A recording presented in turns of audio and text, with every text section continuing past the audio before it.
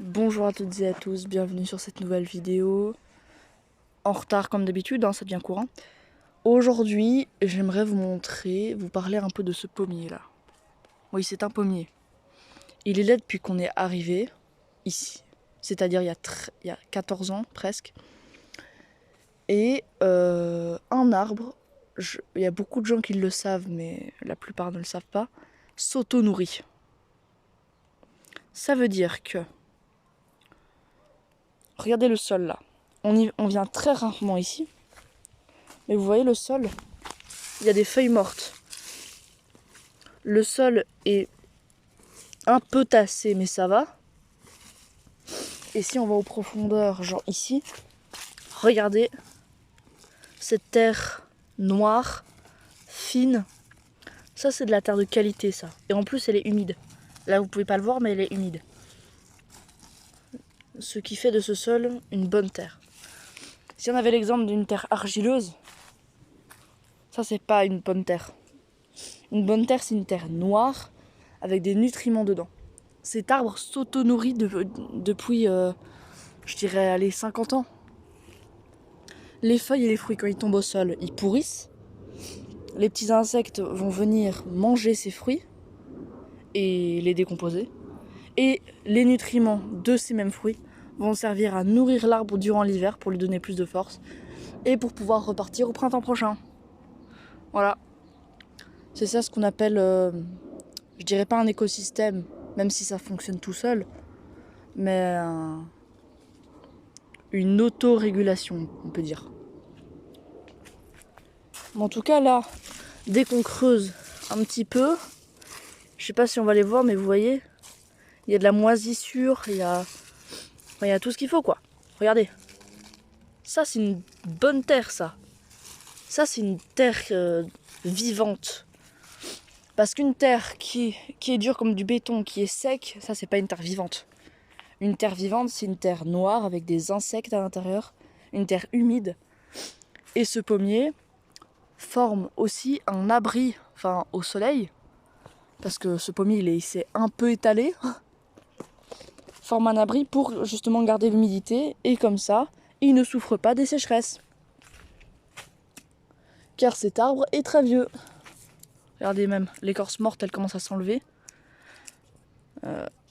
Voilà, regardez, ça c'est mort. Ça, si je l'enlève, c'est pas grave.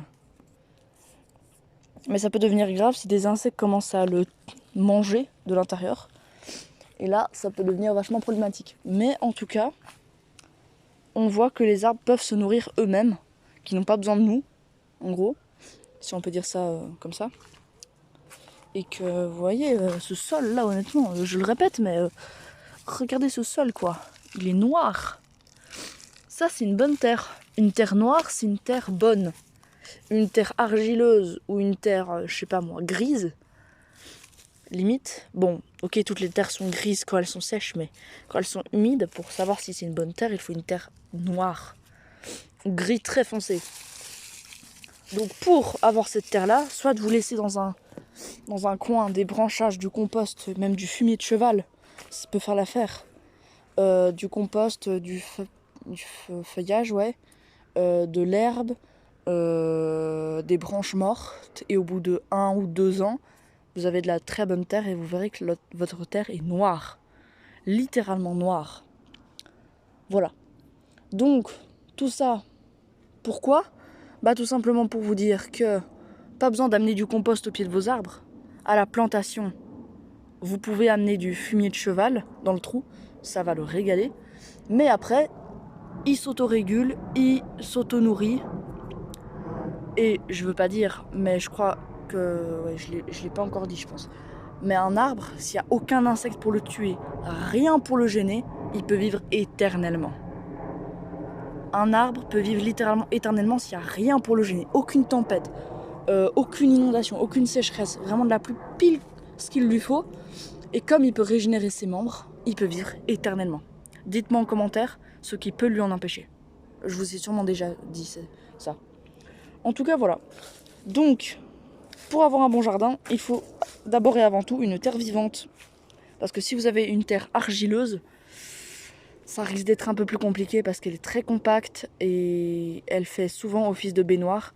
Donc des gens dont les jardins ont de la terre argileuse ont plus souvent des inondations. Car la terre argileuse, laisse-moi passer l'eau. Voilà. Bah voilà, je crois que c'est tout. Hein. Donc ce beau pépère vit longtemps, de 1 parce qu'il est protégé du soleil. Enfin, il protège le sol du soleil. Du coup, il a de l'eau en permanence. Il est grand. Il mange ce qu'il a produit en gros. Il a un bon paillage, il a des insectes qui aèrent le sol, qui permettent aux racines de respirer.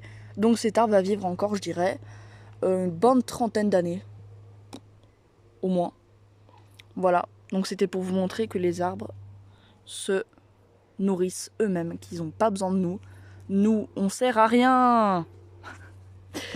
Okay, bon, j'espère que vous appréciez cette vidéo. Pouce bleu. Comment je dirais? Abonnement. Comme ça. Enfin, voilà. Vous savez, commentaires, partagez, etc., etc. Moi, je vous dis à jeudi prochain. Même si on est vendredi, à jeudi prochain pour la prochaine vidéo. Je vous ferai sûrement durant la semaine une petite vidéo sur mon terrarium. Je vous en avais montré. Je vous avais montré un terrarium que j'avais fait. Je vais sûrement vous le remontrer parce qu'il est très... Il a beaucoup évolué. En un mois, il a beaucoup évolué. Voilà. Allez, ciao ciao.